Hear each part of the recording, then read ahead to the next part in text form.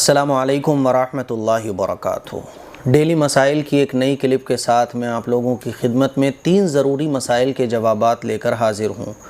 پہلا سوال یہ ہے کہ کیا مسجد میں بجلی کا کنیکشن ہو اور بل نہ دیا جائے، یا پھر چوری کا بل کنیکشن کرا کر اے سی، کولر وغیرہ استعمال کیے جائیں اور کچھ پیسے بجلی محکمے کے ملازم کو رشوت کے طور پر دے دیے جائیں؟ کیا یہ درست ہے؟ اس پر روشنی ڈالیں۔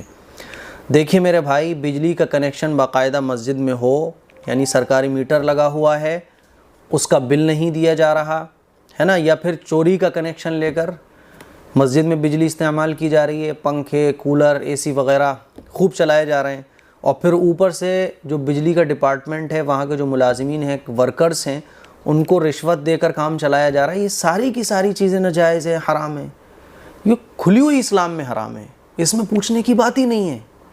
چوری ہم اسے کیوں کہہ رہے ہیں؟ بجلی کی چوری کیوں کہہ رہے ہو؟ پتہ ہی چلا چوری ہے یہ، اور چوری تو کہیں پہ بھی ہو، کیسی بھی ہو، چوری تو چوری ہوتی ہے۔ اسی لیے کنیکشن لیا ہوا ہے، بل نہیں بھر رہے ہیں آپ، یہ بھی غلط ہے۔ کنیکشن نہیں لیا، چوری کی بجلی جلا کر آپ مسجد میں کولر پنکھے چلا رہے ہو تو یہ بھی غلط ہے، اوپر سے رشوت دے رہے ہو، یہ بھی غلط ہے۔ اور جو شخص ایسا کرتا ہے وہ سخت گنہگار ہے، سخت گنہگار ہے، ٹھیک ہے نا۔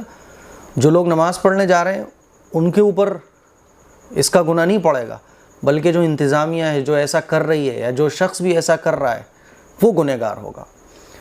میں ایک مسجد میں بیان کرنے جایا کرتا تھا، تو سردیوں میں وہاں جو ہے نا ایک ہیٹر جلا کرتا تھا، تو میرے نانا اس مسجد کے ذمہ داروں میں آیا کرتے تھے، تو میرے نانا کو سخت اعتراض ہوتا تھا اس سے کہ نہیں، چوری کی بجلی سے یہ ہیٹر نہیں جلنا چاہیے۔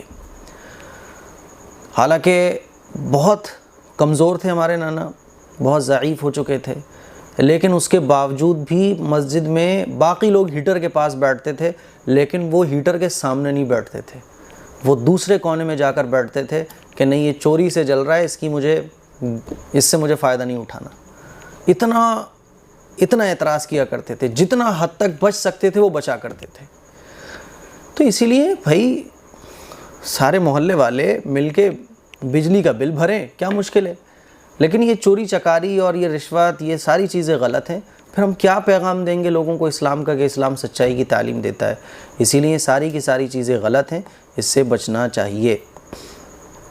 دوسرا سوال، بہت سالوں سے میری ایک خاتون دوست ہے، مگر میں نے کبھی اس سے شادی کرنے کے بارے میں نہیں سوچا تھا۔ ایک مرتبہ ہم کچھ دنوں کے لیے ٹور پر گئے تھے اور ہم نے ناجائز جسمانی تعلق قائم کر لیا۔ اب ہم دونوں کے گھر والے چاہتے ہیں کہ ہم شادی کر لیں، جبکہ ہم دونوں بھی شادی کرنا چاہتے ہیں۔ اب ہم ایک دوسرے سے محبت کرتے ہیں، لیکن ایک مولوی صاحب نے کہا کہ آپ شادی نہیں کر سکتے کیونکہ تم نے گناہ کا ارتکاب کیا ہے۔ براہ کرم بتائیں کہ کیا طریقہ ہے، ہم شرعی طور پر شادی کر سکتے ہیں؟ دیکھیے، کسی عورت سے زنا کرنا یہ گناہ کبیرہ ہے، ٹھیک ہے نا۔ زنا کرنے والا اور جس عورت کے ساتھ زنا کیا گیا ہے، دونوں پر توبہ استغفار لازمی ہے، بہت سخت گناہ ہے زنا کرنا، ٹھیک ہے۔ توبہ استغفار دونوں پر لازمی ہے، لیکن اگر دونوں نکاح کرنا چاہتے ہیں تو نکاح کر سکتے ہیں، اس میں کوئی حرج نہیں ہے، ٹھیک ہے۔